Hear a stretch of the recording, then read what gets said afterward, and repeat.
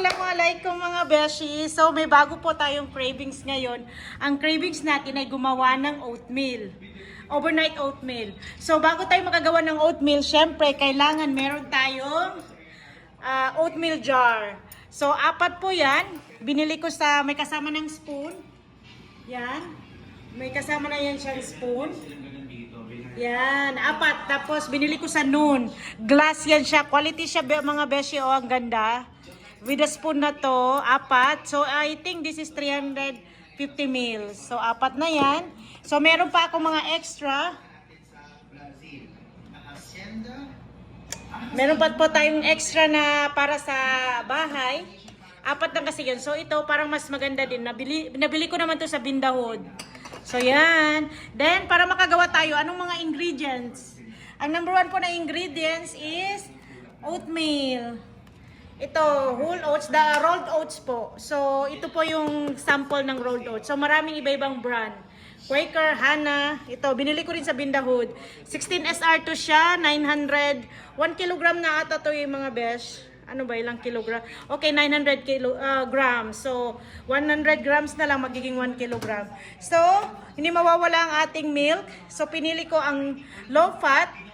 Tapos, lactose free kasi si babe, si hubby, may lactose intolerance siya. So, hindi siya pwede ng hindi lacto free ang milk. And then, of course, meron tayong chia seed. Yan, ang ganda.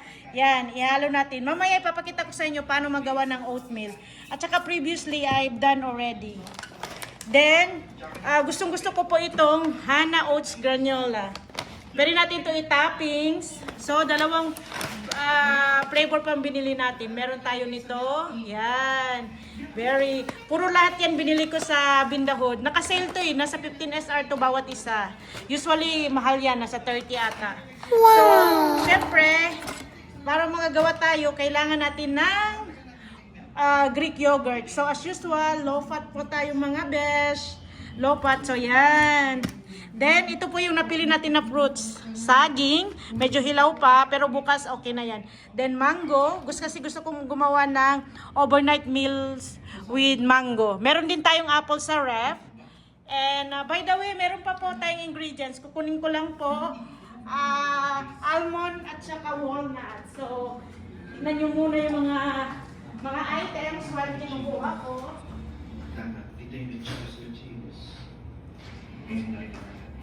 So, pag nagawa na natin yung mga besh, pwede natin to i-toppings, walnuts, and almonds. Fresh po yan mga besh, fresh walnut. Binili ko to sa Carrefour. So, later on, I will make overnight oats.